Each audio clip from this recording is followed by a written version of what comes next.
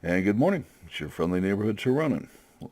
This is the DeHavaline Mosquito. As you can see, except for ordnance, we don't have a whole heck of a lot in the way of upgrades. So we're going to take this out for battle real quick, and then we'll go over the specifications afterwards. The fair warning given, the ordnance is going to take quite a bit of your speed away. You will notice good 18 miles an hour worth of loss, if not more. If you want to run this as a pure heavy fighter, consider dropping the ordnance, and you should be in good shape from that point on.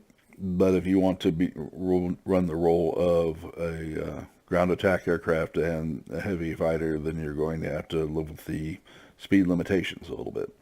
Aircraft polish will go some way to mitigate that. And again, we have engine thrust on this, which will help during the overboost phase. You get a little more boost out of that. So hopefully that will make a bit of a difference. And we're just waiting to pick up a game here. And I just like dead time. The DeHavaline Hornet came in just about the end of the war. In 1946, it actually went into service. Didn't stay terribly long because of the propensity of jet engines to really go through kerosene in one heck of a hurry. Okay, so let's move along here. Wait for this thing to load, and we'll take it from there.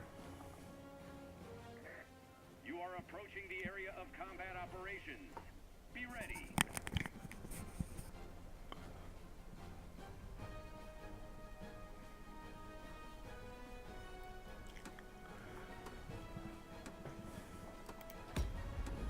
And it is a pretty aircraft, I'll give it that. Very sleek looking.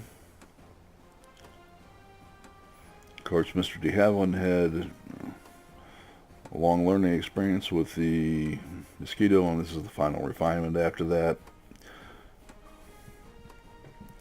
And I haven't looked at what comes afterwards. Perhaps I'll take a minute and take a look at that. You are approaching the front line. But I'm going to go after this command base and get those bombers started as quickly as possible. You notice we're already at 425 miles an hour and gaining.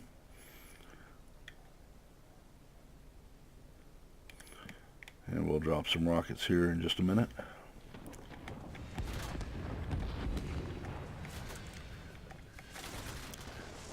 And we'll drop a couple of bombs, and these are 1,000-pounders, folks. They're no gentle giant. No.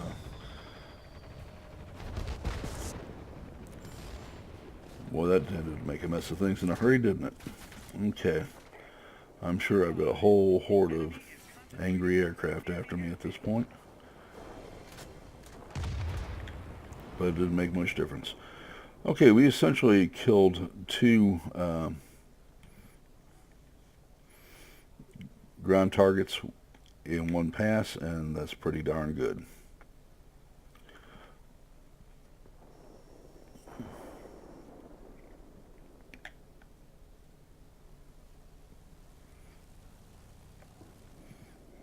Now we're looking for friends here. And I see I have friends up here, and I'm not high enough yet. I'd also very much like to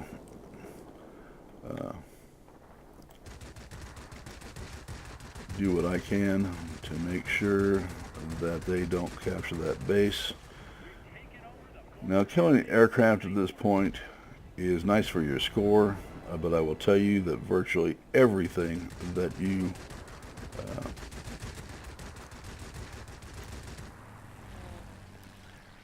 kill will just quickly come back. And we're going to rush on. I almost have.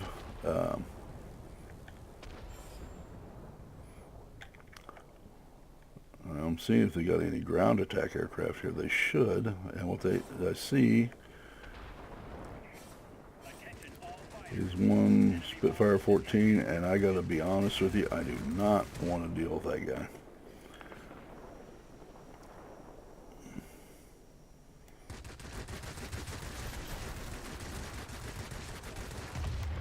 Yeah.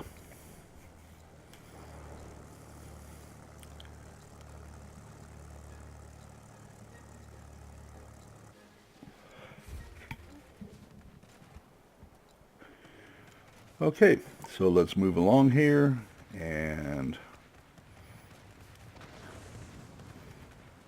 go back to battle.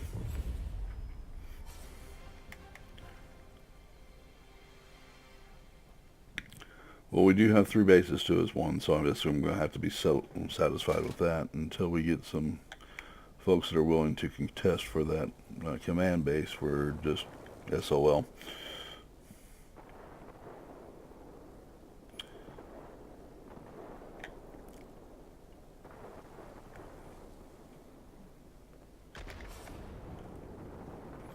I see that F4U is in the middle of trying to kill our aircraft, and I have an F4U, and they are dangerous,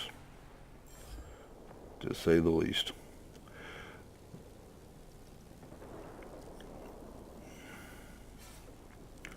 Now we're going to come up here and try to kill these bombers.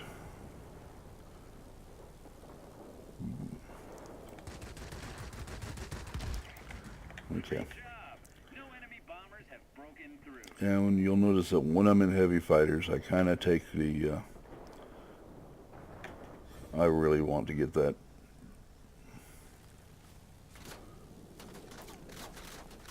Let's try to use boost. We're going to try to get out of the range of whatever's attacking me. I have bombs and rockets, and by God, I want to use them. Now we've about run ourselves out of boost, but we do have ordnance. Let's go ahead and use this.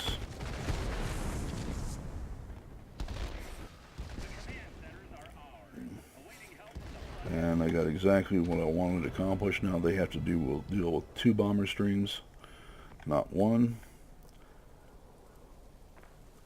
I still have 2 500-pound bombs, which I intend to use on that airfield if it's got a command tower on it.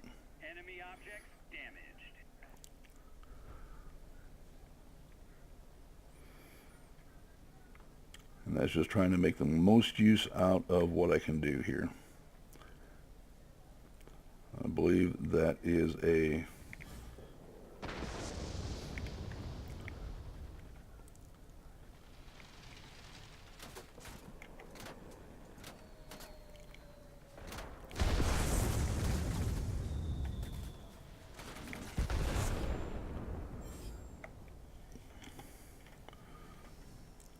had the ordnance, might as well use it, right?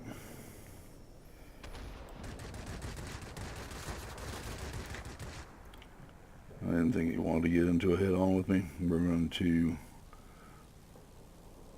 get back up to speed here. I see I have an enemy aircraft after me. And I see our Figmo, it's a UN player, by the way, who's busy trying to take the base away from us again.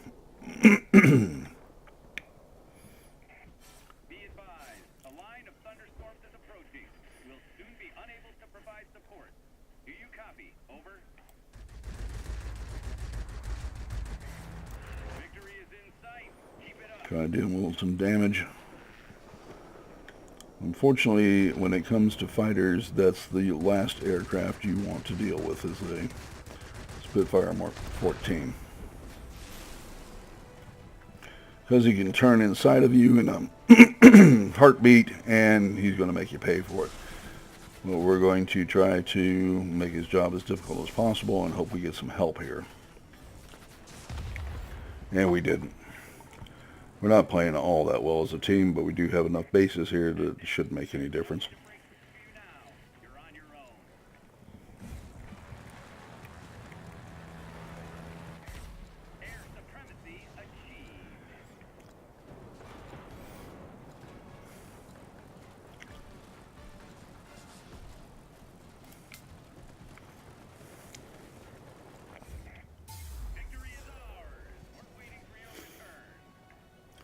lot of ways to win the game. We won that one by taking the ground bases.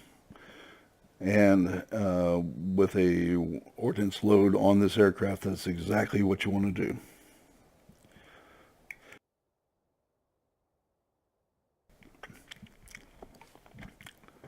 Okay, so 21,729, I will tell you, for a heavy fighter, that's outstanding.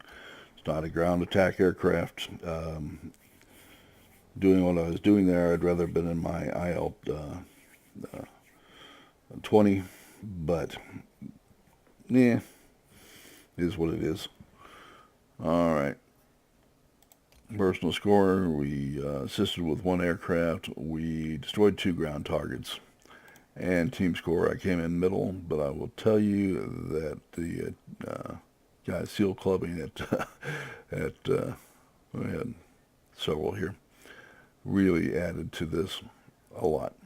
So I did think I added quite a bit to it, even though the score doesn't show it.